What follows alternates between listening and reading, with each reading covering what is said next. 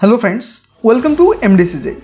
मैं इस वीडियो में फ्लैश सीरीज के एपिसोड 4 और 5 का ब्रेकडाउन करने वाला हूँ। यहाँ मैं सिर्फ और सिर्फ मेजर डिटेल्स को ही एक्सप्लेन करूँगा। सो सब डिटेल्स अच्छे से जानने के लिए वीडियो को एंड तक ज़रूर देखना और ये मत भूलना कि ये वीडियो हिंदी, इंग्लिश और मराठी में अवेलेबल है। वीडियो के लिंक्स नीचे डिस्क्रिप्शन में दिए हैं, आप चाहो तो जाकर देख सकते हो या फिर सीधे MDCJ चैनल के प्लेलिस्ट सेक्शन में जाओ। अगर आपने अभी भी MDCJ चैनल को सब्सक्राइब नहीं किया तो जल्द से जल्द MDCJ चैनल को सब्सक्राइब करो और बेल आइकन को प्रेस करो। अब हम इस वीडियो को स्टार्ट करते हैं।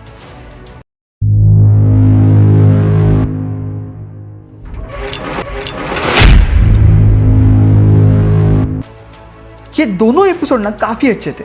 फोर्थ एपिसोड में ईवा के अटैक के बाद के इफेक्ट्स को दिखाया गया और किस तरह से लोग उस हादसे से ट्रॉमेटाइज हुए वो भी दिखाया गया। उसमें आयरिस भी शामिल थी। उन्होंने हमें उन लोगों को अपने ट्रॉमा से डील करते हुए और टीम फ्लैश को कड़ापे से डील करते हुए दिखाया। फिफ्थ एपिसोड में टीम फ्लैश फोर्थ एपिसोड में इंट्रोड्यूस हुए एक जायंट फीमेल मॉन्स्टर को कैसे ढूंढा जाए इस पर काम कर रही थी।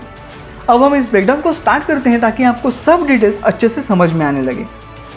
एपिसोड 4 में टीम फ्लैश ने ईवा के डिस्ट्रक्शन के बाद शहर को रिबिल्ड करने के लिए मदद करना शुरू किया। बाकी लोग जो ईवा के मिररवर्स में ट्रैप हो चुके थे उन्हीं की तरह आयरिस भी अपने ट्रॉमा से गुजर रही थी, लेकिन बाद में आगे जाकर उसने अपने ट्रॉमा को इग्नोर करने के बजाय उसको फेस करने का डिसीजन लिया। दूसरी तरफ बैरी और उसकी टीम को कड़ाब्रा शहर में वापस आ चुका है, यह पता चल चुका। बैरी, सिस्को और फ्रॉस्ट ने कड़ाब्रा का सामना किया और उसे अरेस्ट भी करवाया। और कड़ाब्रा को इतने तुरंत अरेस्ट करने की वजह से ना वो मजे में फुदकने लगे थे। इन गधों को कोई आइडिया नहीं था कि ये सब कड़ाब्रा का ही प्लान था।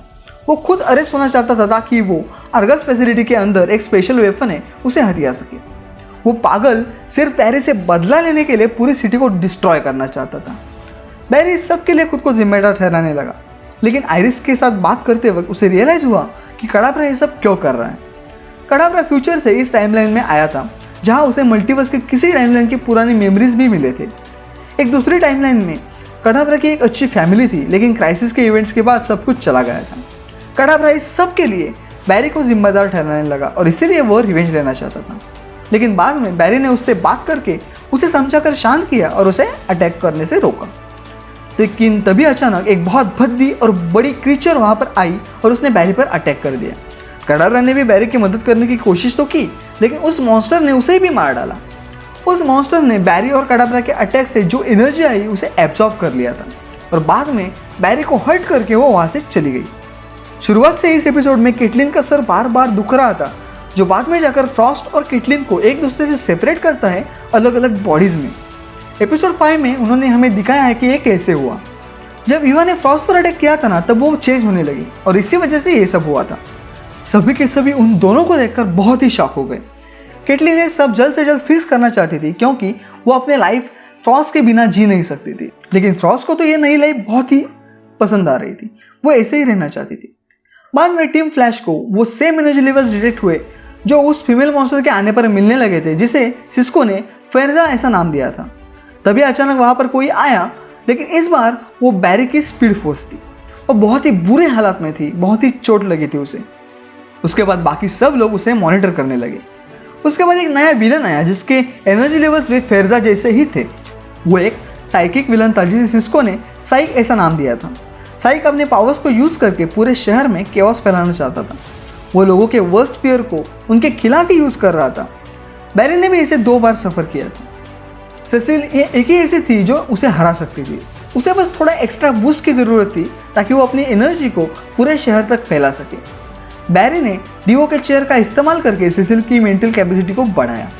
बाद में साइक की तरफ दौड़ते वक्त बैरी फिर से एक बार अपने बुरे नाइटमेयर में ट्रैप हो गया, लेकिन इस बार वो वहाँ से निकलने में सक्सेसफुल हुआ और सक्सेसफुली साइक के एनर्जी बैरियर को क्रॉस भी कर दिया उसने।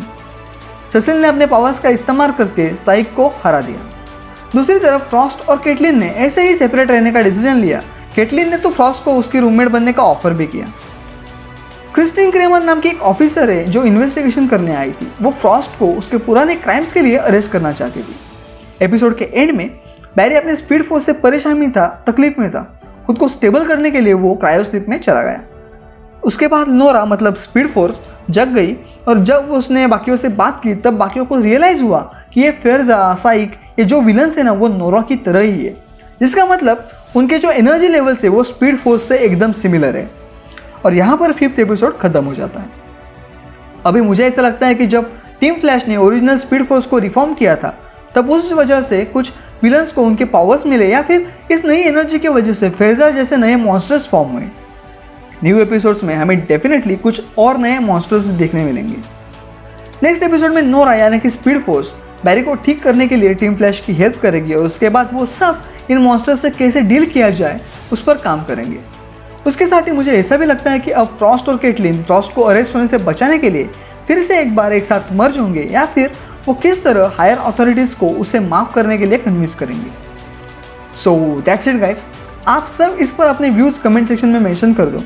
आपके हिसाब से नेक्स्ट एपिसोड में हमें क्या देखने मिल सकता है ये मुझे कमेंट सेक्शन में मेंशन करके बताओ।